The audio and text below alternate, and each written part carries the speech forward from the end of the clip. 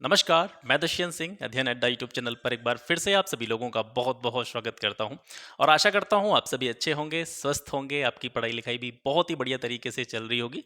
ये video specially हमारे ऐसे साथियों के लिए है जो यूपी पीसीएस 2023 को ध्यान में रखते हुए तैयारी कर रहे हैं और उनमें से भी विशेष रूप से ऐसे हमारे साथी जो कहीं भी किसी कोचिंग संस्थान से नहीं जुड़े हैं, कहीं से भी उन्होंने कोई कोर्स नहीं खरीदा है, जो सेल्फ स्टडी करके इस एग्जाम में अपीयर होना चाहते हैं। तो वो लास्ट तक, जब तक मैं बोलूँ यहाँ पे, जब तक खड़ा होकर के मैं आपको बताऊँ, सुनते रहें, चीज़ों को फॉलो करते रहें, आपको कुछ ना कुछ अच्छा मिलेगा। और यहाँ पर हम डिस्कस करेंगे कि यूपी पीसीएस एग्जाम का जो पैटर्न है वो किस तरीके का है, प्रीलिम्स में कितने पेपर होते हैं, कितने मार्क्स के होते हैं, कितने क्वेश्चंस आते हैं, नेगेटिव मार्किंग क्या होती है, क्या नहीं होती है, मेंस में कितने पेपर होते हैं, कितने ऑप्शनल के पेपर होते हैं, इन सारी चीज़ों पर डिस्कस करेंगे। और लास्ट में हम बात करेंगे कि इस एग्जाम को अगर हम सेल्फ स्टडी के थ्रू इसमें अगर हम अपीयर हों, इसको हम अपने आप अध्ययन करते हुए इस एग्जाम को दें, तो क्या इसको हम क्रैक कर सकते हैं, और अगर क्रैक कर सकते हैं तो उसके लिए हमको किस किस चीज़ की आवश्यकता होगी, किस किस टाइप का स्टडी मटेरियल हमको पढ़ना होगा, कौन कौन सी स्टैंडर्ड बुक्स की हमको ज़रूरत पड़ेगी, उन सभी बुक्स के बारे में भी इस वीडियो में हम बात करने वाले हैं। तो चलिए स्टार्ट करते हैं और सबसे पहले बात कर लेते हैं एग्जाम पैटर्न के बारे में। एग्जाम पैटर्न पर डिस्कस करने से पहले मैं आपको बता दूं, यूपी पीसीएस 2023 के लिए भी काफ़ी टाइम है आपके पास में। अगर आपने अभी भी स्टार्ट नहीं किया है तो आप अपनी प्रिपरेशन जो है वो स्टार्ट कर सकते हैं। एक्सपेक्ट हम कर सकते हैं कि जैसे जनरली जो एग्ज़ाम होता है यूपी पीसीएस का जून के आसपास होता है, तो जून 2023 तक अभी काफ़ी महीने हैं। अगर अभी आप यहाँ से अपना बेस बनाते हुए चीज़ों को तैयार करेंगे तो अभी भी चीज़ें काफ़ी हद तक जो है वो आसान हो सकती हैं। और इसके लिए मैंने जो एनसीईआरटी की सीरीज़ है वो भी चला रखी है फ्री, क्योंकि मैं भी ये बताने से पहले मैं आपको एक चीज़ और बताऊंगा कि आप कतई ये ना सोचें कि यहाँ पे कोई कोचिंग संस्थान वाला आपसे बात कर रहा है। मैं आपकी तरह हूँ, आपके बीच में से हूँ, बस फ़र्क इतना है, हो सकता है आप में से बहुत सारे लोग जॉब कर रहे हों, बहुत सारे ऐसे लोग हों जो अभी जॉब के लिए तलाश रहे हैं, या जो भी अपने कॉम्पिटिटिव कह सकते हैं फील्ड में काम कर रहे हैं। मैं बस इतना फ़र्क है मुझ में आप में कि मैं एक जॉब करता हूँ और उस जॉब के बाद में जो भी मुझे समय मिलता है तो मैं अपनी जो भी फर्दर प्रिपरेशन है आगे के लिए, जो भी मतलब टारगेट सेट किया है किसी भी चीज़ का, उसके लिए मैं लगा रहता हूँ। जब भी समय मिलता है तो आपके लिए इस तरह की वीडियोस मैं बनाता रहता हूँ, ठीक है। तो कभी भी आपके दिमाग में ये वाली थिंकिंग नहीं आनी चाहिए कि मैं किसी कोचिंग का प्रमोशन कर रहा हूँ या मैं किसी कोर्स का प्रमोशन कर रहा हूँ। पूरी वीडियो में आपको ऐसी कोई चीज़ नहीं मिलेगी। ये एक तरह से इसको आप सेल्फ हेल्प की तरह देख सकते हैं और मुझे ट्रीट कीजिए, आप जैसे लोग जितने भी हैं उन्हीं में से मैं आपका ही एक साथी हूं और आपको कुछ ना कुछ बताने का यहाँ पे प्रयास कर रहा हूं। तो चलिए स्टार्ट करते हैं, एग्जाम पैटर्न देखते हैं। सबसे पहले तो जो एग्जाम पैटर्न होता है यूपी पीसीएस का, उसमें दो पेपर होते हैं प्रीलिम्स में, जीएस 1 जीएस 2। जीएस 1 जो होता है वो जनरली पूरा सामान्य अध्ययन पर आधारित प्रश्न पत्र होता है, जिसमें आपके 150 क्वेश्चंस होते हैं, 200 मार्क्स के होते हैं, 1/3 की नेगेटिव मार्किंग उसमें होती है, ठीक है। जितनी भी जीएस की सब्जेक्ट, आपकी history, polity, geography, economics, science, technology, current वगैरह, ये सारा चीज़ जो है वो जीएस के फर्स्ट पेपर में आता है। जीएस का सेकंड पेपर जो होता है उसको हम सी सैट के नाम से भी जानते हैं, सिविल सर्विस एप्टीट्यूड टेस्ट, ठीक है। ये जो होता है नेचर में, ये क्वालिफाइंग नेचर का इसको हम कह सकते हैं।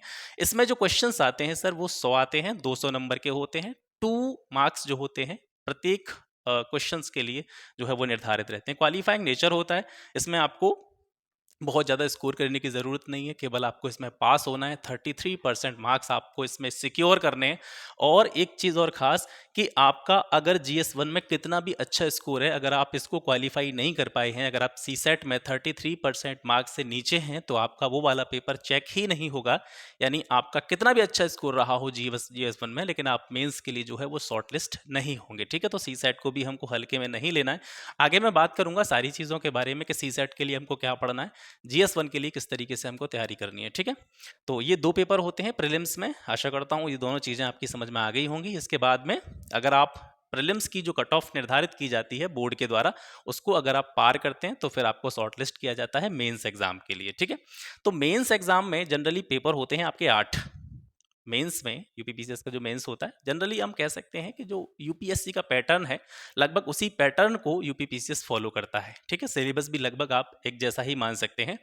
तो मेंस में जो पेपर होते हैं, पेपर्स की संख्या होती है आपकी 8। वो 8 पेपर कौन कौन से होते हैं, जिसमें से एक पेपर होता है आपका जनरल हिंदी का, सामान्य हिंदी जो होती है 150 अंकों का। इसके बाद में एक निबंधात्मक पेपर होता है ऐसे का, वो भी 150 नंबर का होता है। 4 जीएस के पेपर होते हैं जिनको हम कहते हैं GS 1, GS 2, GS 3 and GS 4। GS के चारों पेपर जो होते हैं ईच कंटेन्स 200 मार्क्स। हर जो पेपर है 200 अंकों का होता है, ठीक है। उसके बाद में आपको कोई विषय जिसमें आप अच्छे हैं वो आपको चूज करनी होती है, जिसको आप ऑप्शनल के नाम से जानते हैं। उस ऑप्शनल विषय के 2 पेपर होते हैं आपके, ऑप्शनल 1, ऑप्शनल 2। ये दोनों ऑप्शनल पेपर भी 2-200 मार्क्स के होते हैं। इस तरीके से जो पूरा कह सकते हैं फुल मार्क्स जो होते हैं मेंस के जितने भी पेपर हैं उनके देखें तो 400 अंक आपके ऑप्शनल के हो गए, 800 अंक आपके, क्योंकि प्रत्येक पेपर 200 अंकों का है, जीएस के 4 पेपर हैं, तो 800 अंक आपके जीएस के चारों पेपरों के हो गए।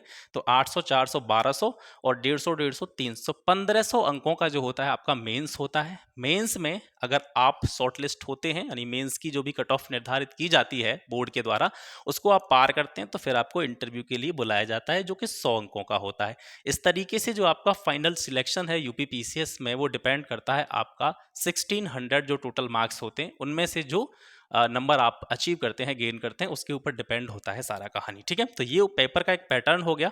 1/3 की नेगेटिव मार्किंग जो होती है दोनों में होती है, जीएस 1 में भी और जीएस 2 यानी जो सी सेट होता है दोनों में ही 1/3 की नेगेटिव मार्किंग होती है। ये जो पेपर होते हैं ये परंपरागत होते हैं, डिस्क्रिप्टिव टाइप के पेपर होते हैं, जिसमें आपको आंसर्स जो होते हैं वो लिखने पड़ते हैं। ठीक है, शॉर्ट आंसर और लॉन्ग आंसर टाइप के जो क्वेश्चन होते हैं, जिस तरीके से आप 10वीं 12वीं या आपकी ग्रेजुएशन में जिस तरीके से आपने एग्जाम दिए होंगे परंपरागत तरीके से लिखते हुए कॉपी पर, तो उस तरीके के पेपर जो है वो मेंस में आपके आयोजित किए जाते हैं। ठीक है, अब यहाँ से जो सबसे इंपॉर्टेंट चीज़ है वो ये है, क्योंकि आप जानते हैं कोचिंग संस्थानों की फीस जो है वो बहुत खतरनाक होती है, और एक आम आदमी जो होता है, क्योंकि सभी लोग जो हम लोग हैं हम अपने आप को मिडिल क्लास या लोअर मिडिल क्लास फैमिली से मान सकते हैं। मिडिल क्लास तो एक नाम दे दिया जाता है, जो दरअसल ये होता है कि हम लोग जो हैं वो जिस एरा में रह रहे हैं, जिस एनवायरनमेंट में रह रहे हैं, वो माहौल ही जो है वो लोअर मिडिल क्लास का है, मिडिल क्लास से भी नीचे हैं हम लोग।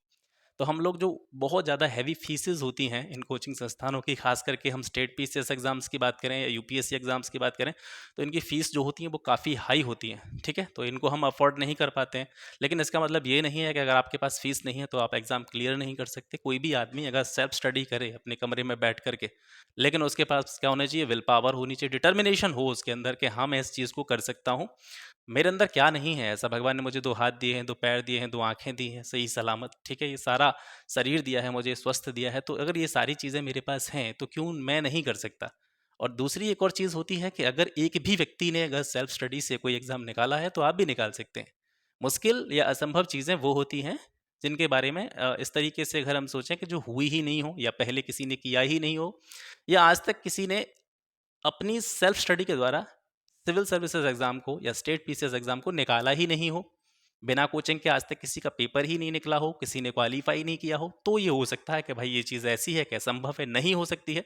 लेकिन हज़ारों एग्जाम्पल्स हर साल आप देखते हैं, जब रिजल्ट्स आते हैं तो बहुत सारे ऐसे एस्पिरेंट्स होते हैं जो सेल्फ स्टडी के द्वारा, ठीक है, डिटर्मिनेशन के साथ में अपनी विल पावर को मजबूत बनाते हुए तैयारी करते हैं और क्रैक भी करते हैं। तो अगर ये सारी चीज़ें हैं आपके अंदर, डिटर्मिनेशन है, विल पावर है, तो आप भी कर सकते हैं, आप क्यों नहीं कर सकते। ठीक है, तो आपको पॉजिटिव रहना है, और पॉजिटिव रहने के साथ में आपको पढ़ना क्या है वो देख लीजिए। ठीक है, अब मेरा रोल क्या होगा, मैं ये कहानी क्यों बता रहा हूँ आपको, मैं ये कहानी इसलिए बता रहा हूँ कि मैं खुद जैसे काफ़ी टाइम हो गया मैं जॉब्स में रहा, अलग अलग जॉब्स में मैं रहा। जैसे मान लीजिए कि जो मेरे पुराने व्यूअर्स हैं, जो मेरे चैनल को देखते हैं रेगुलरली, उनको पता है अलग अलग जॉब्स पर रहा। मेरी कहानी थोड़ी उथल पुथल वाली रही, मैं अलग अलग जगह पर गया, अलग अलग जगह पर नौकरी की, कुछ दिन की, फिर छोड़ के आ गया।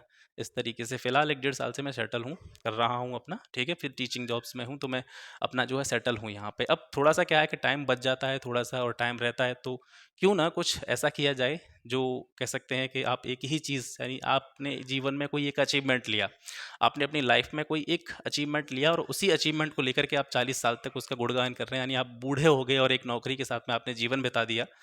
तो वो चीज़ आप फील करेंगे उस टाइम पे जाके, आज से 30 साल बाद, 40 साल बाद जब रिटायर होंगे, तो आप सोचेंगे आपने पूरे जीवन में क्या अचीव किया। कुछ अचीव नहीं किया आपने। 30 साल पहले, 40 साल पहले एक नौकरी ली थी, और उसी का कह सकते हैं आप उसी का ढिंढोरा पीटते हुए आपका ज़िंदगी निकल गया। ठीक है, तो काम करने की कोई एज नहीं होती, और चीज़ों को अचीव करने की कोई एज नहीं होती। हर उम्र में, हर उम्र के पड़ाव पर, हर स्टेज पर आप नई नई चीज़ों को एक्सप्लोर करने में बिलीव कीजिए। कोशिश कीजिए, आज हमने ये चीज़ अचीव कर ली तो कल दूसरी चीज़ की तरफ प्रयास कीजिए, बैठे मत रहिए कभी भी। तो वही काम मेरा है, तो मैं भी कोशिश कर रहा हूँ आपके साथ में कि चलो अटेम्प्ट करके देखते हैं, शायद कुछ हो जाए। तो मैं आपके साथ साथ तैयारी कर रहा हूँ। तो ये वीडियो बनाने का मेरा जो मेन मोटिव है वो यही है कि अगर आप चाहें तो मुझसे जुड़ सकते हैं। और इसका कोई मतलब पहले ही मैंने आपसे कहा है कि इसका कोई कोचिंग वाला आप मेंटेलिटी लेके मत चलिए। अगर आपके पास कोई सजेशंस हैं काम करने के लिए तो मुझे दीजिए। मैं उस तरीके से आपके लिए काम करूँगा, ठीक है? मुझे चीज़ें कर रहा हूँ और ये जो बुक्स के नाम मैंने यहाँ पे लिखे हैं, ये सारी चीज़ें जो यहाँ पे लिख रही हैं बोर्ड पे, ये मैंने इसलिए लिखी हैं, मैंने काफ़ी देख-दाख के और बहुत ज़्यादा, कहते हैं ना जैसे किसी से बुक लिस्ट पूछो तो वो बहुत सारा गट्ठर बता देता है किताबों का, कि आप ये ले आइए। पूरा कह सकते हैं कि बहुत बड़ा एक अमाउंट बता देता है, बहुत नंबर ऑफ बुक्स जो होती हैं वो बहुत सारी हो जाती हैं, लेकिन मैंने यहाँ पर शॉर्ट लिस्ट करते हुए जो मुझे मेरे हिसाब से सही लगा, ठीक है? इस पर मैंने देखा है ये सारी बुक्स जो आप देख पा रहे हैं, सारी बुक्स मेरे पास हैं, रखी हुई हैं, तो इन्हीं को देखते हुए मैं जो है इस चीज़ को तैयार कर रहा हूँ और स्टार्ट कर रहा हूँ। और जितनी भी चीज़ें यहाँ पे लिख रही हैं या जितनी भी बुक्स के बारे में यहाँ पे लिखा हुआ है, उन सभी की समरी भी मैं इस यूट्यूब चैनल पर डालूंगा, ठीक है? वो आपकी इच्छा है, आप पढ़ें, पढ़ सकते हैं, नहीं पढ़ें मत पढ़िए, कोई दिक्कत वाली बात नहीं है। अगर आप हेल्प लेना चाहते हैं तो ले सकते हैं यहाँ से। इसके साथ साथ जो मुझसे जुड़े हुए हैं वो मुझे अगर कोई सजेशन भी देना चाहते हैं तो स्वीकार है, उनका वेलकम है, स्वागत है। अगर आप सजेशन देंगे, देखिए एक दूसरे के साथ में जब इंटरेक्शन होता है तभी चीज़ें नई निकलती हैं, नई नई चीज़ों का जो है बनावट होती है, नई नई चीज़ें निकलती हैं। जब बात नहीं करते हैं, इंटरेक्शन नहीं होता है, एक दूसरे के साथ कन्वर्सेशन नहीं होता है, तो चीज़ें नहीं निकल करके आती हैं। तो मैं आपसे यही सलाह दूंगा कि ये जो बुक्स हैं, अगर आप इनको बहुत अच्छी तरीके से पढ़ते हैं, इनको बहुत अच्छी तरीके से रिवाइज करते हैं, 1 टाइम 2 टाइम 3 टाइम जितना आप पढ़ सकते हैं उतना पढ़िए। कम सिलेबस, मतलब जो आपका सोर्सेज हैं, आपकी जो बुक्स हैं उनकी संख्या कम रखिए, रिवीजन ज़्यादा बार कीजिए उनका। और किसी भी एग्ज़ाम को निकालने का सबसे सीधा-साधा फंडा यही है कि जो आपके पास कंटेंट है वो कम हो और उसका जो प्रैक्टिस हो आपके पास में वो बहुत ज़्यादा ज़्यादा बार आपने उनकी प्रैक्टिस करी हो, ठीक है? तो वन बाय वन सभी सब्जेक्ट्स को देखते हैं। जैसे हिस्ट्री हो गया, तो हिस्ट्री के जैसे 3 पार्ट होते हैं जनरली, एंशिएंट, मिडिवल और आपका मॉडर्न। एंशिएंट में आपको वही परंपरागत किताबें बताऊंगा, मैं कोई अलग से आपको बुक्स नहीं बताऊंगा। जैसे एंशिएंट है, एंशिएंट के लिए आर एस शर्मा की बुक आती है, आर एस शर्मा ने एनसीईआरटीज भी लिखी हैं, आर एस शर्मा की अलग से भी किताब आती है। तो प्राचीन भारत के लिए आप आर एस शर्मा लीजिए, मेडाइवल के लिए आप सतीश चंद्रा, और मॉडर्न हिस्ट्री के लिए स्पेक्ट्रम। यूपी पीसीएस लेवल से बहुत अच्छी किताब है। इसके साथ साथ में जो काम आपको करना नहीं भूलना है वो है एनसीईआरटी। एनसीईआरटी को तो आपको छोड़ना ही नहीं है, क्योंकि ये एक ऐसी चीज़ है, अगर आप स्टेट पीसीएस या सिविल सर्विसेज में जाते हैं तो एनसीईआरटीज एक ऐसी चीज़ है जिसका कोई भी सब्स्टिट्यूट नहीं है, इसको हम रिप्लेस कर ही नहीं सकते और इसको स्किप भी नहीं कर सकते। ये बहुत, कह सकते हैं, जो आंसर राइटिंग की जो स्किल होती है वो डेवलप कहाँ से होती है, वो एनसीईआरटीज को पढ़ने के बाद में ही होती है। और बहुत सारे क्वेश्चंस ऐसे होते हैं जो एनसीईआरटी से डायरेक्टली पूछे भी जाते हैं, ठीक है, सिविल सर्विसेज एग्जाम्स में। तो एनसीईआरटी तो हमको स्किप करनी ही नहीं है। तो हिस्ट्री के लिए आपको क्या करना है, एनसीईआरटी पढ़नी है। एनसीईआरटी पढ़ने के बाद में जो आर एस शर्मा और सतीश चंद्रा, ये एनसीईआरटीज में भी बुक आती थी, लेकिन इनकी अलग से भी किताबें हैं, ठीक है, एंशिएंट की और मिडाइवल की। तो ये बुक आप खरीदिए, एंशिएंट की, मिडाइवल की, आर एस शर्मा और सतीश चंद्रा की। मॉडर्न के लिए आप स्पेक्ट्रम मंगाइए प्लस एनसीईआरटीज, इनको करते चलिए। पहले एनसीईआरटी पढ़िए एक बार में, फिर इसकी जो स्टैंडर्ड्स बुक हैं उनकी तरफ आप कैरी कर सकते हैं, ठीक है। ज्योग्राफी के लिए सबसे रामबाण चीज जो है वो मैं यही बताऊंगा कि क्लास 6 से लेकर के 12 तक की। भूगोल के लिए, ठीक है, भूगोल के लिए अगर आप भूगोल में बहुत अच्छा ज्ञान प्राप्त करना चाहते हैं, भूगोल की एक समझ विकसित करना चाहते हैं अपने अंदर, बिना एनसीईआरटी के, मेरा ऐसा मानना है, ये मेरा व्यक्तिगत मत है कि बिना एनसीईआरटी के आप भूगोल की उतनी अच्छी समझ पैदा नहीं कर सकते हैं जितनी किसी अन्य, मतलब कोई भी बुक आप खरीद लाइए, मार्केट में हजारों बुक्स मिल जाएंगी आपको ज्योग्राफी पर, इंडियन ज्योग्राफी हो चाहे वर्ल्ड ज्योग्राफी हो, लेकिन जो समझ आपको एनसीईआरटीज देंगी वो समझ कोई भी बुक डेवलप नहीं कर सकती आपके अंदर। और मैंने स्टार्ट भी किया है यहीं से, ज्योग्राफी से ही मैंने स्टार्ट किया है। क्लास 6, 7th, 8th, ये 3 बुक मैं कंप्लीट करा चुका हूँ, समरी यूट्यूब पर मैंने डाल दी है। 9th क्लास का फर्स्ट चैप्टर भी आज अपलोड हो चुका है। 9th क्लास से आगे बढ़ रहे हैं और बहुत जल्दी, यानी 10-8 दिन लगेंगे, शायद 10 दिन मान सकते हूँ मैं, मैक्सिमम 10 दिन में ये ज्योग्राफी वाला जो पोर्शन है आपका खत्म हो जाएगा एनसीईआरटी का। फिर मैं इसके बाद में जो सेकंड सब्जेक्ट स्टार्ट कर रहा हूँ वो है इकोनॉमिक्स, ठीक है। तो एनसीईआरटी ही सबसे पहले, इसकी तो ज्योग्राफी के लिए 6 to 12 आपको एनसीईआरटी पढ़नी है। और इसके बाद में जब आपको ऐसा लगे कि मुझे एनसीईआरटी कंठस्थ हो गई है, अब एनसीईआरटी में मेरे पढ़ने लायक कुछ नहीं बचा है, तो उसके बाद में आप बुक खरीद सकते हैं। वो मैं आपको बता रहा हूँ। भारतीय भूगोल और विश्व भूगोल के लिए एनसीईआरटी तो है ही, इसके बाद में अगर आप बुक की तरफ जाएं, ठीक है, तो इन दोनों बुक्स में से कोई एक बुक, ये दोनों नहीं खरीदनी है। एक तो माजिद हुसैन, इसको यूपीएससी वाले जो है प्रीफर करते हैं, मेरे पास भी है, बहुत अच्छी बुक है और काफ़ी मैप्स इसमें जो है इंक्लूड करे गए हैं। मैप्स की, मानचित्रों की संख्या इस बुक में इतनी है कि हर चीज़ को आप मानचित्र की सहायता से समझ सकते हैं, ठीक है। और बहुत ही शॉर्ट शब्दों में, मतलब कम शब्दों में ज़्यादा चीज़ को एक्सप्लेन करने की कोशिश की गई है माजिद हुसैन में। तो माजिद हुसैन आप ले सकते हैं। अगर इसको आप न लें तो एक ज्ञान भूगोल आता है, ठीक है। ज्ञान भूगोल बड़ी सामान्य सी किताब है जिसको जनरल कॉम्पिटिशन्स वाले भी पढ़ते हैं, और वो किताब भी मेरे पास है और मुझे बहुत अच्छी किताब लगी वो। तो ये दोनों नहीं खरीदनी है, अगर आप चाहें तो माजिद हुसैन प्रीफर कर सकते हैं, चाहें तो आप ज्ञान भूगोल ले सकते हैं, लेकिन एनसीईआरटी पढ़ने के बाद। पहले आपको एनसीईआरटी ही पढ़नी है और उसके बाद में आपको ये वाली बुक पढ़नी है। इन दोनों में से कोई एक बुक पढ़िए, ज्योग्राफी का आपका जो मटेरियल है वो समाप्त हो जाएगा। लेकिन ज्योग्राफी पढ़ने के साथ साथ में आपको क्या करना है, आपको अपने पास में एक एटलस वाली बुक रखनी है जिसमें जो मानचित्रावली आती है, एटलस, आप हो सकता है आप में से बहुत सारे लोगों के पास होगी भी। तो एटलस के बिना ज्योग्राफी ना पढ़ें।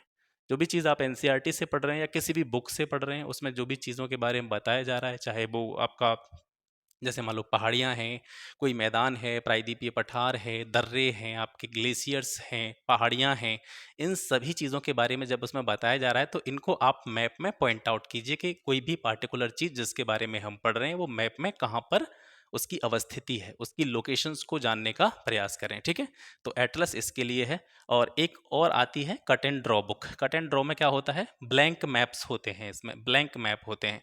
ये चीज़ें, ये मटेरियल क्यों बता रहा हूँ, क्योंकि अगर आप इन दोनों चीज़ों को यहाँ से स्किप करते हैं, एटलस को और कट एंड ड्रॉ, हो सकता है आपको बहुत अच्छा नॉलेज हो जाए, हो सकता है आप बहुत अच्छा जो ज्ञान है वो प्राप्त कर लें, लेकिन जो कह सकते हैं ना, जो परफेक्शन आता है चीज़ों में, वो इन्हीं से आता है। जब तक आप एटलस नहीं देखेंगे, जब तक आप मैप पर चीज़ों को फिल करने का प्रयास नहीं करेंगे, जब तक आप मैप में जो चीज़ें होती हैं, जितनी भी ज्योग्राफी में दे रखी हैं, कहाँ पे कौन सा पर्वत है, कहाँ पर कौन सी पहाड़ियाँ हैं, कहाँ पर कौन सा दर्रा है, कहाँ पर कौन सी हिमानी ग्लेशियर कहाँ पे है, ठीक है। हिमालय पे कौन कौन से, हिमालय के कौन कौन से भाग में कौन कौन सी चोटियाँ हैं, कौन कौन से पर्वत शिखर हैं, उनको अगर आप मैप में पॉइंट आउट करेंगे, जो कट एंड ड्रॉ वाली बुक आती है, ब्लैंक मैप आते हैं, उसमें भरने का प्रयास करें उनको। तो इससे क्या होगा, जो आपकी नॉलेज होगी वो एक लंबे समय तक दिमाग में टिकी रहेगी, ठीक है, आउट नहीं होगी। मैपिंग के द्वारा चीज़ों को अगर आप सीखेंगे तो ज्योग्राफी के लिए बुक्स में एनसीईआरटी मस्ट, इसको आपको स्किप नहीं करना है। एनसीईआरटी पढ़ने के बाद में इन दोनों में से कोई एक बुक प्रीफर करें, ये दोनों आपको लेने ही लेने, एक एटलस यानी मानचित्रावली और कट एंड ड्रॉ वाली बुक। इसके बाद में ज्योग्राफी के लिए आपको कुछ नहीं पढ़ना है, ठीक है, इसका काम क्लियर। पॉलिटी के लिए आपको लक्ष्मीकांत प्लस एनसीईआरटी, ठीक है, इन दोनों के अलावा कुछ नहीं पढ़ना है। वैसे ये बुक पर्याप्त है, इसमें सारा चीज़ है, आपका जो कह सकते हैं हल्के से हल्का बेसिक जो चीज़ें होती हैं वो भी आपको यहाँ से समझ में आ जाएंगी। बहुत अच्छी बुक है लक्ष्मीकांत की, और मैक्सिमम लोग इसको प्रीफर करते हैं। लेकिन एनसीईआरटी इसमें भी आपको स्किप नहीं करनी है, इसके साथ एनसीईआरटी भी पढ़नी है आपको। इकोनॉमिक्स में NCERT 9, 10th, 11, 12th, 9, 10th, 11, 12th, ठीक है। वैसे तो जनरली क्या होता है कि इकोनॉमिक्स का क्या ट्रेंड है कि इकोनॉमिक्स में जो बेसिक इकोनॉमिक्स है, इकोनॉमिक्स की जो समझ है, अर्थशास्त्र की जो एक समझ है, वो आप एनसीईआरटी पढ़ लेंगे, उसमें सारी चीज़ें आ जाएंगी आपकी, कोई कुछ नहीं बचेगा। लेकिन जनरली क्या होता है कि जो अर्थशास्त्र वाला पोर्शन होता है, जहाँ से क्वेश्चन पुटअप किए जाते हैं, तो उसमें मैक्सिमम क्वेश्चंस आपके करंट वाले सेक्शन से होते हैं। अर्थशास्त्र की जैसे इकोनॉमिक्स से जुड़ी हुई कोई रिपोर्ट आई है, कोई बजट वगैरह आया है, ठीक है, कोई भी सर्वे वगैरह आया किसी भी चीज़ का, इकोनॉमिक सर्वे वगैरह आता है जो आर्थिक सर्वे, तो जो क्वेश्चन होते हैं इकोनॉमिक्स वाले पोर्शन में वो करंट से भी जोड़ करके पूछे जाते हैं। तो अगर आप चाहें तो मैंने इसमें अलग से एक बुक लिखी है परीक्षावाड़ी, ये आपकी चॉइस है, कोई मैंडेटरी नहीं है। आप चाहें तो पढ़ें, नहीं चाहें तो मत पढ़ें। केवल एनसीईआरटी 9, 10th, 11, 12th को बहुत अच्छी तरीके से पढ़ें। 9, 10th, 11, 12th को बहुत ही अच्छी तरीके से पढ़ें। सॉरी, 9, 10th इसमें शायद नहीं आता है, 11, 12th आता है, ठीक है। 11, 12th, 11, 12th को आप बहुत अच्छी तरीके से पढ़ें, और इसके बाद में परीक्षावाणी आप चाहें तो ले सकते हैं, स्किप कर सकते हैं, वो आपकी चॉइस की बात है। इसके साथ साथ में आप करंट का जो पढ़ते चलेंगे, उसके साथ में आपका इकोनॉमिक्स वाला जो सेक्शन है वो पूरा हो जाएगा। इसके बाद में आता है आपका science and technology. Science technology की भी आपको सबसे पहले मैं बताऊंगा एनसीईआरटी। अगर एनसीईआरटी, देखो एनसीईआरटी तो आपको छोड़नी नहीं है। एनसीईआरटी जहां मैं नहीं बोलूं तब भी आप सोच लीजिए एनसीईआरटी इसकी पढ़नी है, अगर अवेलेबल है, एग्जिस्ट करती है तो पढ़नी है, ठीक है। एनसीईआरटी अगर मैं कहीं पे नहीं भी बोलता हूं तो उसको नहीं छोड़ना है आपको, एनसीईआरटी तो पढ़नी पढ़नी है। लेकिन इसके साथ में अगर आपको थोड़ा सा समय बचाना है, एनसीईआरटी वैसे समय काफ़ी है, एनसीईआरटी आप कंप्लीट कर सकते हैं, तो एनसीईआरटी तो साइंस और टेक्नोलॉजी की सबसे बढ़िया है ही। इसके बाद में डीक्यूबी जो मैंने लिखा है, ये दृष्टि जो आईएएस चैनल है आपको पता होगा, उनकी एक बुक आती है, मतलब बहुत सारी बुक्स आती हैं इनकी। तो दृष्टि क्विक बुक करके इनकी सही सब्जेक्ट्स की बुक आती हैं। तो ये बुक जो है स्पेशली मैंने पढ़ी है, साइंस एंड टेक्नोलॉजी वाली इनकी, तो ये बहुत अच्छी किताब मुझे लगी थी। चाहें तो आप इसको ले सकते हैं। और साइंस टेक के लिए अगर ये जो 3 चीज़ें लिख रहा हूँ ना, देखिए एनसीईआरटी तो ये तो फिक्स है, इसको तो आपको छोड़ना ही नहीं है। अब जो 2 चीज़ें मैंने लिखी हैं, एक तो लिखी है मैंने दृष्टि क्विक बुक, चाहें तो आप इसको खरीद सकते हैं। अगर इसको नहीं खरीदें तो ये भी बुक मेरे पास है, अरिहंत एनसाइक्लोपीडिया के नाम से आती है। अरिहंत का जो सामान्य विज्ञान होता है, general science, encyclopedia of general science, इस तरीके से ये बुक आती है। तो या तो आप ये लें, डीक्यूबी, ठीक है, दृष्टि क्विक बुक। ये नहीं ले रहे हैं तो ये किताब बहुत अच्छी है, अरिहंत एनसाइक्लोपीडिया, दोनों पोर्शन आपके कवर करेगी, साइंस और टेक्नोलॉजी के, ठीक है। इसमें कुछ पार्ट इन्वायरमेंट एंड इकोलॉजी का भी दे रखा है, लेकिन इतना डिटेल में नहीं दे रखा है, इसके लिए आपको अलग से ही पढ़ना पड़ेगा। हालांकि इसमें इंक्लूड किया है इन्होंने, साइंस भी है, टेक्नोलॉजी से जुड़ी हुई चीज़ें हैं, इसके साथ साथ में आपका इन्वायरमेंट और इकोलॉजी से जुड़े हुए पोर्शंस भी इसमें कवर करे गए हैं, ठीक है। ये बुक बहुत अच्छी है, एनसीईआरटी पढ़नी ही पढ़नी है, इन दोनों बुक्स में से कोई एक बुक प्रीफर करिए। इसके बाद में इन्वायरमेंट एंड इकोलॉजी की बात आती है, तो इसमें 3 बुक्स मैंने लिखी हैं। इन 3 बुक्स में से जो आपके पास अवेलेबल हो, जो आपको मिल जाए वो पढ़िए। वाणी पढ़ लीजिए, परीक्षा वाणी की जो बुक आती है वो ले लीजिए, ये नहीं मिल रही है तो दृष्टि क्विक बुक ले लीजिए, ये भी नहीं मिल रही है तो एस के ओझा, इनकी किताब है, बहुत प्यारी किताब है, बहुत अच्छी किताब है एनवायरमेंट इकोलॉजी की, ये आप ले सकते हैं। लेकिन लेनी एक ही है इसमें से, ठीक है, तीनों बुक्स नहीं लेनी है, एक बुक लीजिए इसमें से केवल। अब आपके लिए एक रामबाण चीज़ बता रहा हूँ मैं, बहुत कह सकते हैं बहुत सस्ती किताब है, बहुत अच्छी किताब है। एनसीईआरटी एमसीक्यूज़ के ऊपर पूरा बेस्ड है ये।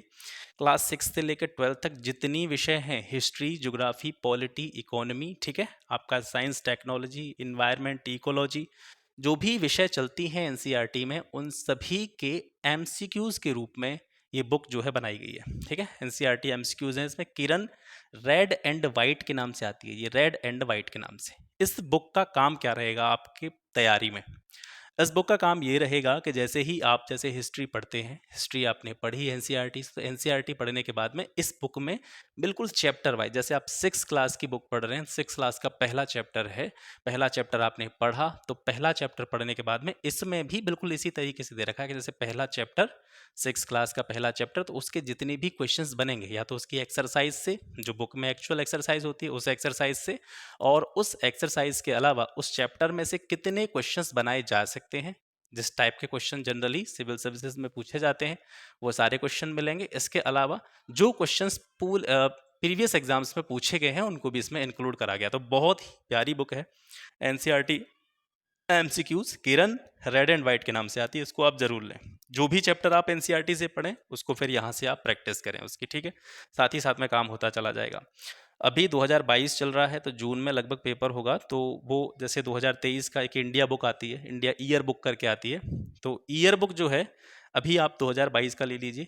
2022 का तो पढ़ना ही पढ़ना है, क्योंकि यूपीपीसीएस में पीछे से भी पूछ लेता है। 2022 का भी जब 23 में एग्जाम होगा, मई जून के आसपास, जून के समथिंग अगर होगा, तो 22 का भी उसमें डाटा पूछा जा सकता है। तो इंडिया बुक करके आती है 2022 के नाम से, उसको खरीदिएगा। और उस टाइम पे जैसे आगे हम पढ़ेंगे 2023 में जब पहुंच जाएंगे, ज़रूरत अगर पड़ेगी तो 2023 की भी इंडिया बुक हमको पढ़नी पड़ेगी। बहुत ज़्यादा मोटी किताब नहीं होती है, पतली सी किताब होती है, घटना चक्र की ले लेना आप। ये जो ईयर बुक होती है अलग अलग पब्लिकेशंस में आती है, बहुत अलग अलग पब्लिकेशन आते हैं, बहुत मोटी मोटी किताबें आती हैं ईयर बुक की। लेकिन घटना चक्र जो है सीमित, और कह सकते हैं सीमित पेजेस में और पूरा कंटेंट समाहित करने की जो एबिलिटी है वो घटना चक्र में है। बहुत अच्छी किताबें होती हैं और आप में से बहुत सारे लोग पढ़ते भी होंगे। तो घटना चक्र की इंडिया 2022 आप ले लीजिएगा ईयर बुक, इसको आप पढ़ लीजिएगा, ठीक है। यूपी स्पेशल, क्योंकि आप यूपी पीसीएस की तैयारी कर रहे हैं तो यूपी स्पेशल को भी नेगलेक्ट नहीं करना है। तो परीक्षा वाणी की बुक आती है, बड़ी छोटी सी किताब है, आप उसको आसानी से कवर भी कर सकते हैं। तो यूपी स्पेशल के लिए परीक्षा वाणी सफिशिएंट है, इसके अलावा आपको नहीं पढ़ना है। हिंदी जो आती है आपकी सी सेट में, उसके लिए आपको एक बुक लेनी है, आदित्य पब्लिकेशन, बहुत अच्छी किताब है। इसके अलावा आपको कुछ भी नहीं पढ़ना है हिंदी में। और सी सेट का एक वो जरूर ले लीजिएगा आप। सी सेट के लिए आप जो जो गाइड बुक होती है ना, जिसमें सारी सब्जेक्ट्स जो आती हैं, जैसे सी सेट आप देंगे तो उसमें मैथ्स के भी क्वेश्चन मिलेंगे आपको, उसमें रीजनिंग के भी क्वेश्चंस मिलेंगे आपको, उसमें इंग्लिश के भी क्वेश्चंस मिलेंगे, हिंदी के भी क्वेश्चंस मिलेंगे, कुछ इंटरपर्सनल स्किल्स होती हैं उनके, अंतर्वैयक्तिक कौशल जो होते हैं उनके ऊपर भी आपको क्वेश्चंस जो है सीसैट में देखने को मिलेंगे। तो सीसैट के लिए आप दृष्टि वालों की दृष्टि क्विक बुक की एक बुक आती है, वो स्पेशली फॉर सीसैट होती है। सीसैट का जो भी कह सकते हैं ना, जिस तरीके का पेपर होता है, जिस तरीके के क्वेश्चन उसमें आते हैं, तो वो सारे उसी के ऊपर बेस्ड बनाई गई है बुक, जो दृष्टि क्विक बुक है सीसैट। ठीक है, सीसैट के लिए दृष्टि की बुक ले लीजिए, एक बुक मात्र। तो सी सेट में क्योंकि हमको नेगलेक्ट तो नहीं करना है, नज़रअंदाज तो उसको नहीं करना है, हल्के में नहीं ले सकते, क्योंकि अगर इसमें आप क्वालिफाई नहीं हुए तो उसमें आपका कितना भी अच्छा स्कोर हो, चेक ही नहीं होगा OMR। ठीक है, तो इसको हमको हल्के में तो नहीं लेना है, लेकिन इस पर इतना भी फोकस नहीं करना है कि दिन रात आप सी सेट पे ही लगे पड़े हो। ठीक है, मैथ्स आपका, जनरल मैथ आपका होगा ही, थोड़ी बहुत अंग्रेजी का भी आपको ज्ञान होगा, हिंदी का भी थोड़ा बहुत ज्ञान होगा ही आपको। 33% मार्क्स लेके आने हैं, तो बहुत ज़्यादा टाइम स्पेंड इस पर नहीं करना है, मतलब थोड़ा बहुत टाइम दीजिए, जिससे कि आपको ऐसा लगे क्वेश्चंस उसमें जैसे प्रैक्टिस सेट वगैरह सॉल्व करते रहिए, उससे ये आइडिया होता रहेगा कि हमारा जो लेवल है वो कहाँ आसपास जा रहा है। 40-50 भी अगर हम कर रहे हैं तो इनफ है, क्योंकि 33% ही जो है उसमें लेकर के आना है। ठीक है, तो सी सेट के लिए आपको दृष्टि क्विक बुक लेनी है। इस तरीके से ये हो गया। करंट के लिए और बताता हूँ, करंट के लिए आप क्या करें। करंट के लिए आप डेली करंट पर डिपेंड ना रहें। करंट के लिए मैं आपको बता दूंगा, जैसे एक तो आप कोई नेशनल न्यूज़पेपर, ठीक है, नेशनल न्यूज़पेपर, नेशनल न्यूज़पेपर आप दैनिक जागरण, अगर जैसे मैं हिंदी मीडियम की बात कर रहा हूँ भैया, मैं भी हिंदी मीडियम का स्टूडेंट हूँ, तो दैनिक जागरण आप प्रीफर कर सकते हैं। दैनिक जागरण, ठीक है, दैनिक जागरण ले लीजिए। दैनिक जागरण को डेली बेसिस पे पढ़िए, और इसके साथ में मंथली की मैगजीन पढ़िए। मंथली मैगजीन भी आप घटना चक्र की ले सकते हैं। जीएस दृष्टि करके आती है, प्रीलिम्स के लिए बहुत अच्छी किताब रहेगी, और ज़्यादातर क्वेश्चंस वहाँ से मिल जाते हैं, क्योंकि जैसे आप पेपर देखेंगे, तो मैंने भी प्रीवियस ईयर के क्वेश्चंस देखे हैं और देखता रहता हूँ मैं, तो उसमें ज़्यादातर क्वेश्चंस उससे फंस जाते हैं। दृष्टि की जो जीएस दृष्टि आती है घटना चक्र की, तो जीएस दृष्टि वो ले लीजिए आप, और एक न्यूज़पेपर डेली बेसिस पे पढ़ना चालू कीजिए, आदत डालिए उसकी। न्यूज़पेपर में भी आपको पूरा न्यूज़पेपर नहीं पढ़ना है, क्योंकि न्यूज़पेपर में आपके एग्ज़ाम के पॉइंट ऑफ व्यू से 2-3 पेज ही होते हैं, वो ज़रूरी होते हैं। आपको अपना लोकल वाला जो न्यूज़ेज़ होती हैं, जैसे हम आगरा से हैं, तो हमारा आगरा, तो आगरा की न्यूज़ेज़ पढ़ने से आपको कोई फ़ायदा नहीं है। आप लास्ट वाला जो देश विदेश वाला सेक्शन होता है ना, देश विदेश, इसमें कह सकते हैं इंटरनेशनल न्यूज़ आती हैं, वो पढ़िए आप। इकोनॉमी वाला सेक्शन पढ़िए। एक संपादकीय आता है उसमें एक, जिसमें जो अलग अलग, जैसे कह सकते हैं एक तरह से अलग अलग टाइप के जो पुराने संपादक रहे होते हैं, राइटर्स होते हैं, तो उनके लेख आते हैं उस संपादकीय वाले पेज में, तो उसको पढ़िए। उसको डेली बेसिस पे आप पढ़ने की आदत डालिए। उससे क्या होगा, आपको जो शब्द, जो आपका निर्माण है ना, शब्द निर्माण क्षमता है आपकी, क्योंकि आंसर लिखने में वर्ड चाहिए आपको, अच्छे अच्छे शब्द चाहिए, और जितनी सुंदरता के साथ आप चीज़ें लिखेंगे, सुंदरता का मतलब ये नहीं कि राइटिंग अच्छी, सुंदरता का मतलब है आपकी जो भाषा शैली है, आपके लिखने की जो शैली है, वो जितनी सुंदर होगी उतना ज़्यादा अट्रैक्ट करेगी सामने वाले को, एग्जामिनर को। तो उसके लिए आपको संपादकीय पढ़ना चाहिए, उससे आपकी जो लिखने की शैली है उसमें काफ़ी इंप्रूवमेंट होगा। तो न्यूज़पेपर आप डेली बेसिस पे एक पढ़िए। मंथली का एक मैगजीन लीजिए, घटना चक्र का ले सकते हैं, और उसके बाद में जैसे पेपर टाइम होगा, जैसे लास्ट टाइम पे एग्जाम होगा, तो उस टाइम पे पूरा ईयर का कवर कर डालिए। जो ईयर बुक आती है ना, जैसे मतलब एक साल का पूरा करंट आता है, तो उसको एक बुक ले लीजिएगा, लास्ट में जाके उसको रिवीज कर डालिएगा। करंट के लिए इतना ही काफ़ी है। ये बुक्स हैं जो जिनके बारे में मैंने बताया, इतनी बुक्स को आप पढ़ते हैं, आसानी से काम हो जाएगा। एनसीईआरटी फ़िलहाल मैंने यहाँ पे चला रखी है। ज्योग्राफी बहुत जल्दी ख़त्म हो जाएगी। इसके बाद में मैं स्टार्ट करने जा रहा हूँ इकोनॉमिक्स। इकोनॉमिक्स की बुक्स जो है वो मंगाई है मैंने परसों के दिन ही, तो इकोनॉमिक्स की बुक्स आ चुकी हैं। इकोनॉमिक्स से जो है नोट्स बनाना तैयार कर देंगे। ज्योग्राफी लगभग, हाँ, कह सकते हैं कि ज्योग्राफी काम बहुत युद्ध स्तर पर चल रहा है। मैं पर डे बेसिस पर वीडियो डाल रहा हूँ इसकी, और मैं कोशिश करूँगा कि काफ़ी टाइम पहले, मतलब एग्ज़ाम तो अभी काफ़ी टाइम है, तो उससे काफ़ी पहले एनसीईआरटी अपनी जो भी समरीज़ हैं एनसीईआरटी की, वो कंप्लीट हो जाए। और जितनी बुक्स के नाम मैंने आपको यहाँ पे लिखे हैं, चाहे वो आर एस शर्मा हो, सतीश चंद्रा हो, स्पेक्ट्रम हो, ठीक है, ज्योग्राफी का हम कर ही रहे हैं, लक्ष्मीकांत हो गई, इकोनॉमिक्स की आपकी परीक्षावाड़ी हो गई, साइंस टेक्नोलॉजी का आपका अरिहंत एनसाइक्लोपीडिया, वैसे मैं इसी को प्रेफर करूँगा, इसी से मैं जो है नोट्स तैयार कर रहा हूँ। करीबन 8-10 चैप्टर्स के मैंने यहाँ पे बना भी रखे हैं। एनवायरनमेंट इकोलॉजी के लिए वाणी, ठीक है, वाणी जो है बढ़िया किताब है, तो वाणी से नोट्स बनाएंगे। एनसीईआरटी एमसीक्यू ये आप खुद प्रैक्टिस करिए, क्योंकि इसकी प्रैक्टिस मैं आपको नहीं करवा पाऊँगा। ये जो है आपको खुद लेनी है। आप जैसे ही एनसीईआरटी पढ़ते हैं और स्पेशली जैसे मैं जो वीडियो डाल रहा हूँ आपको एनसीईआरटी की, उनको पढ़ने के बाद भी अगर आप इसको लगाते हैं तो कभी क्वेश्चन आपका नहीं छूटेगा, ये मेरी गारंटी है। बहुत अच्छी तरीके से वो चीज़ें कवर कराई गई हैं। इंडिया ईयर बुक, इसकी समरी भी मैं आपको प्रोवाइड करा दूंगा। मंथली मैगजीन की मैं कोशिश करूंगा, इसका मैं आपको पक्का नहीं कह रहा हूँ कि हर महीने मैं आपको करंट दिलवा पाऊंगा। चाहे तो आप ले सकते हैं मार्केट से, एक बुक खरीद सकते हैं। हर मंथ की मैगजीन जो है वो रेगुलर बेस पर पढ़ना स्टार्ट कीजिए। कोशिश मैं ये करूंगा कि अगर मिल जाए अगर समय, तो उसको मैं आपकी समरी भी, जैसे उसकी जो समरी होगी मंथली वाली, वो समरी भी मैं आपको प्रोवाइड करा सकूं। ठीक है, हिंदी वाला जो पोर्शन है इसको भी हम पूरा करा लेंगे, और सी सेट वाली ये पूरी बुक मैं आपको कराऊंगा। ठीक है, जो दृष्टि क्विक बुक है ये पूरी बुक जो है मैं आपको कराऊंगा, लेकिन ये अभी हम बाद में करेंगे। पहले जो अपनी बेसिक चीज़ें हैं सारी सब्जेक्ट्स की, यानी GS1 का जो सिलेबस है उसको हम कंप्लीट करेंगे। ये जो बुक है आपकी केवल प्रीलिम्स के लिए नहीं है, केवल आपको मतलब जैसे आपको ये दिमाग में आ रहा हो क्वेश्चन कि हम प्रीलिम्स के लिए ये सारी चीज़ें पढ़ेंगे, मेंस के लिए फिर अलग से पढ़ना पड़ेगा, ये सारी चीज़ें यहाँ पे लिखी हुई हैं, ये आपके मेंस तक को कवर करेंगी। ठीक है, बहुत ज़्यादा अब अलग अलग लोगों की अलग अलग थिंकिंग होती है। आप 4 लोगों से बैठेंगे, 4 लोगों से सलाह लेंगे, 4 लोगों के पास राय लेंगे जाके, तो हर व्यक्ति के यहाँ से एक अलग आउटपुट निकल करके आएगा। कोई ये बताएगा इस बुक को पढ़ने से एग्ज़ाम नहीं निकल सकता, यहाँ से प्रश्न नहीं बनेंगे। देखिए ये चीज़ें डिपेंड नहीं करती हैं, इन चीज़ों से फ़र्क ही नहीं पड़ता, इट डजेंट मैटर। इसमें क्या फ़र्क पड़ता है, मतलब फ़र्क जिस चीज़ से पड़ता है वो ये है कि आपके पास जो मटेरियल है, आपके पास जो किताबें हैं, उनको आप कितनी बेहतर तरीके से पढ़ सकते हैं, कितनी बार उन बुक्स का आपने रिवीजन किया है, चीज़ों को कितने बेहतर तरीके से आपने समझा है। ठीक है, ये मैटर नहीं करता। जैसे ब्रूस ली का नाम सुना होगा आपने, ब्रूस ली ने कहा था कि मुझे उस आदमी से डर नहीं लगता जो 100 तरह के पंचेस मारना जानता है। उसको डर एक ही आदमी से लगता था कि जिसके पास एक ही पंच है, लेकिन उस पंच की प्रैक्टिस उसने हज़ारों बार की है। ठीक है, तो यही अप्लाई होता है फॉर्मूला सीधा आपकी स्टडी पर। आपके पास ये मैटर नहीं करता एक सब्जेक्ट पर आपके पास 10 किताबें हैं, ये फ़र्क नहीं पड़ता इस चीज़ से। फ़र्क क्या पड़ता है कि आपके पास एक सब्जेक्ट की एक ही बुक है, लेकिन उस एक बुक को आपने 1000 बार पढ़ा है। तो जो आउटपुट आप देंगे वो आदमी 10 बुक पढ़ के आउटपुट नहीं दे पाएगा, ये मेरी बात आप याद रखना। सोर्स जो है पढ़ने की सीमित रखें, स्टडी मटेरियल सीमित रखें, लेकिन प्रैक्टिस जो है वो असीमित रखें आप, उसमें कोई लिमिट ना करें। जितनी बार उसको आप पढ़ सकते हैं, जितनी बार उसको रिवीजन कर सकते हैं, जितनी बार उसका आप अभ्यास कर सकते हैं वो करिए, तो इससे परिणाम निश्चित रूप से मिलते हैं। ठीक है, समय समय पर यहाँ से ऐसी ही गाइडेंस वाली वीडियोस आपको मिलती रहेंगी। फिलहाल मैं इस टाइप की वीडियो बहुत कम बनाता हूँ, लेकिन आज मेरी इच्छा थी चलो ठीक है, जब हम काम कर ही रहे हैं तो उसका पूरा एक वीडियो बना करके आप लोगों को बताया जाए, आपके साथ शेयर किया जाए कि किस तरीके से एग्जाम होता है, कौन कौन सी बुक आप इस चैनल पर देखेंगे, कौन कौन सी बुक की समरी आपको इस चैनल के माध्यम से बिल्कुल फ्री। ठीक है, मैं कोचिंग नहीं चला रहा हूँ, ठीक है, आप लोगों के साथ में मिलकर तैयारी करेंगे, देखेंगे क्या है, वो सब ऊपर वाले के हाथ में है। अपना काम है मेहनत करना, कर्म करना, और गीता में भी भगवान श्री कृष्ण ने कहा है कर्मण्येवाधिकारस्ते माँ फलेषु कदाचन।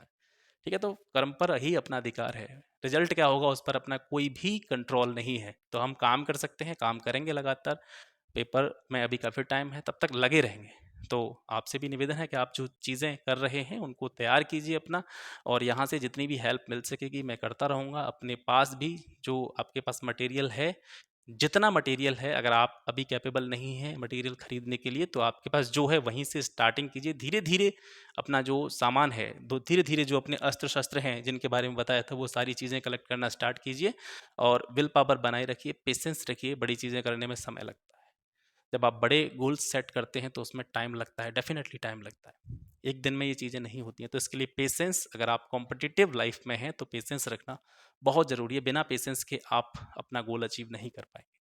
ठीक है, तो यहाँ से इसी तरीके का कंटेंट आपको मिलता रहेगा। अपना प्यार सपोर्ट बनाए रखिए, और मैं कभी नहीं कहता हूँ कि शेयर लाइक सब्सक्राइब, मैंने कभी नहीं कहा। मैं एक ही चीज़ कहता हूँ कि अपना फीडबैक, अपना रिस्पॉन्स ज़रूर दीजिएगा। आपके फीडबैक का इंतजार रहेगा। मिलते हैं आपसे फिर एक नेक्स्ट वीडियो में एक नए टॉपिक के साथ में, तब तक के लिए नमस्कार, जय हिंद।